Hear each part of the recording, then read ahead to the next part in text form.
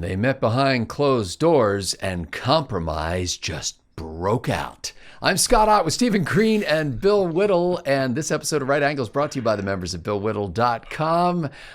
Gentlemen, a second meeting between House Speaker Nancy Pelosi and Senate Minority Leader Chuck Schumer, along with our President Donald Trump at the White House. And this one not staged by the Trump administration for the cameras, but rather apparently a private meeting behind closed doors, after which Pelosi and Schumer emerged to say that they think they experienced some goodwill from the executive branch and that there was agreement between the president and the Democrat leaders on Capitol Hill that there should be $2 trillion in spending on infrastructure. Stephen Green, President Trump made this promise during his 2016 campaign that he was going to spend $1 trillion on infrastructure. Do you think we finally found something with which the Republican president can agree with his Democratic rivals? Oh, we're just going to throw money at stuff, aren't we? This is my fear. I mean, I don't know what's going to come out of here, but I do remember one of the stories I read about the Obama stimulus of 2009, the one that, not a single dollar was spent until the economy had actually come out of the recession, but he took all the credit. Oh, my stimulus. Thing. There was a story from one of my readers, either at Vodka Pundit or the PJM Live blog or Insta Pundit, I can't remember where, about just giving a great example of how those infrastructure dollars were spent on those shovel-ready jobs.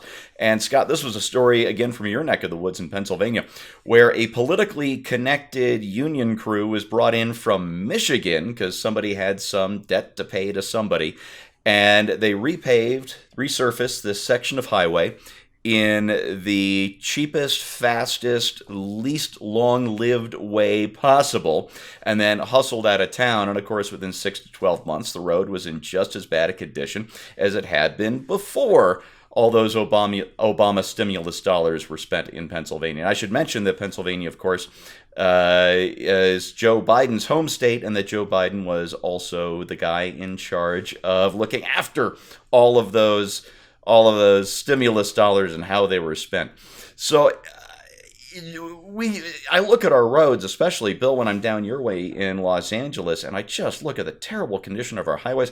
The Monument Gap here, it's an 18-mile stretch of I-25 between where I live in Monument and an exurb of Denver called Castle Rock, which they needed to widen to 3 lanes each way 20 years ago. They're just getting around to it now. It will be obsolete by the time they are done with the work in the year 2022, and it's just an 18-mile stretch of easy grade. So I'm less concerned with how much we're going to spend, but what kind of results are we going to get out of this? Are we just going to piss more of this money away on work that doesn't last, or roads that are so badly planned that they're obsolete by the time the work is done? And when you get together with Chuck Schumer and Nancy Pelosi, I think we know the answer to that.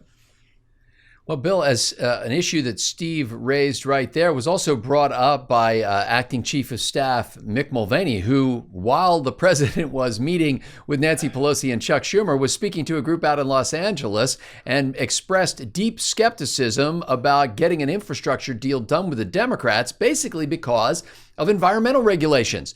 And he's calling on both parties to repeal or roll back some of those environmental regulations so that some of these infrastructure projects can actually get built in less than a 10-year time frame. Maybe 2 years would be nice.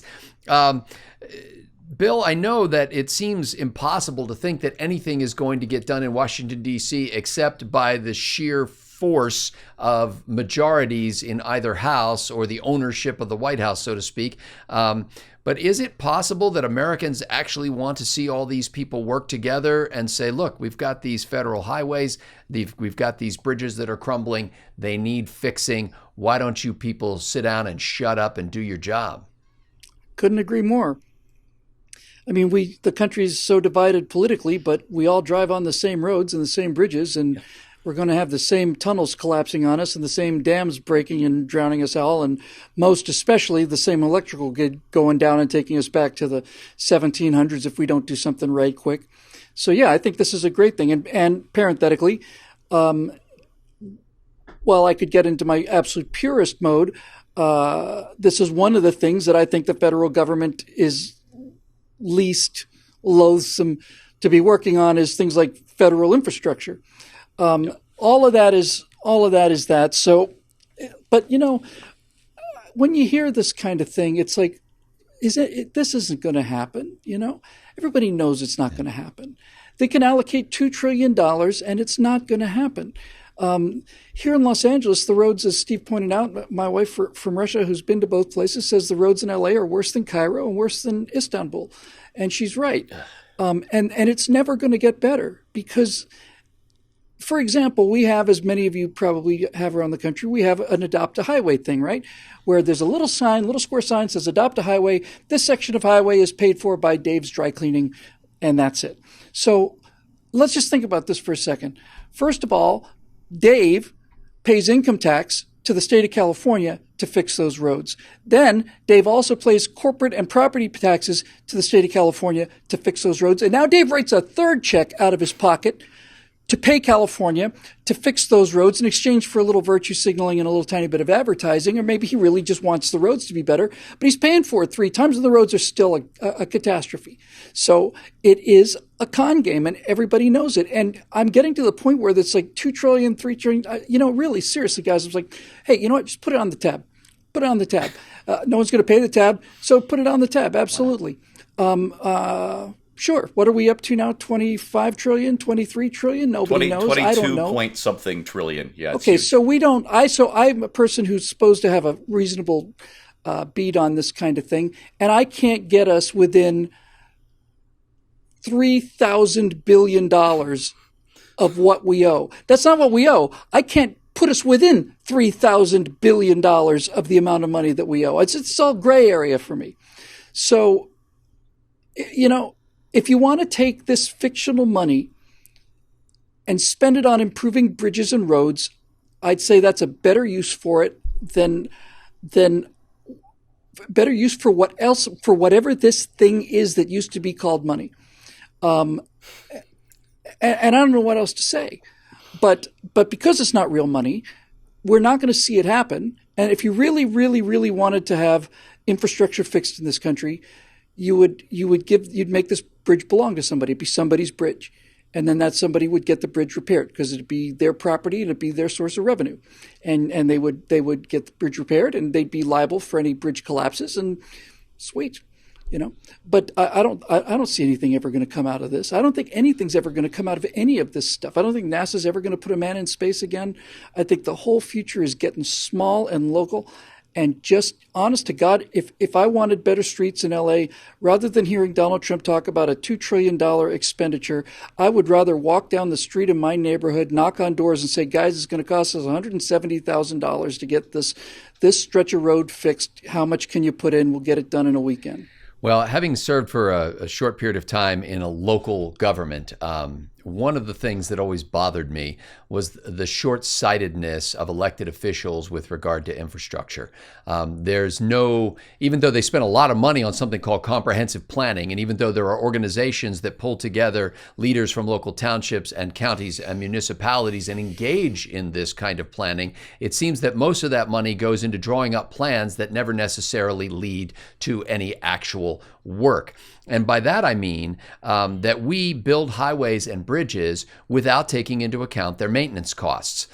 We don't have what any sensible business would do, which would be to create a sinking fund to take care of the known ongoing maintenance needs that you're going to have for that piece of road or that bridge. And so one of the reasons why it's a bad idea to put the federal government in charge of things that largely affect local communities is because they're even less likely to give a rip about the state of your bridge across your river.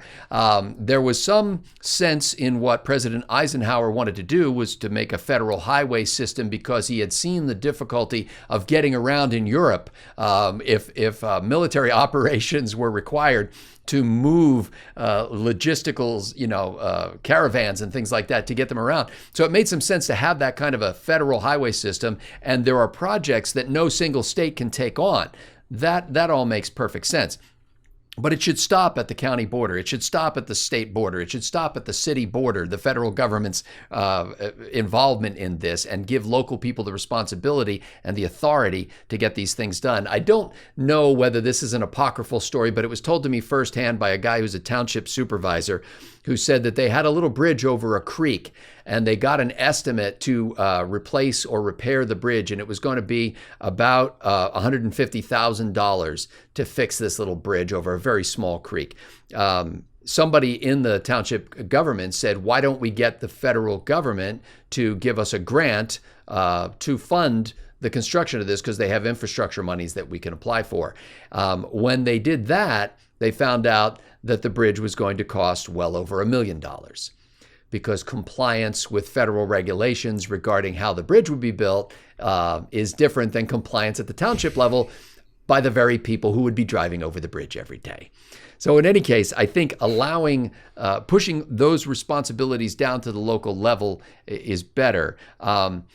It's better than nothing to have Nancy Pelosi, Chuck Schumer, and President Trump in the same room talking about doing something cooperatively together. And certainly the federal government has let slip its responsibilities and let slide its responsibilities for maintaining its own infrastructure.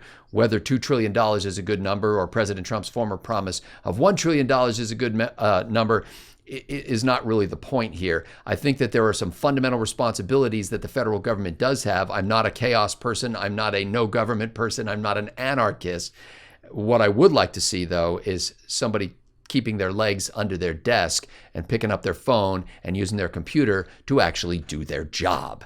And this is one of those situations. For Bill Whittle and Stephen Green, I'm Scott Ott. Thanks to the members at BillWhittle.com for making Right Angle possible.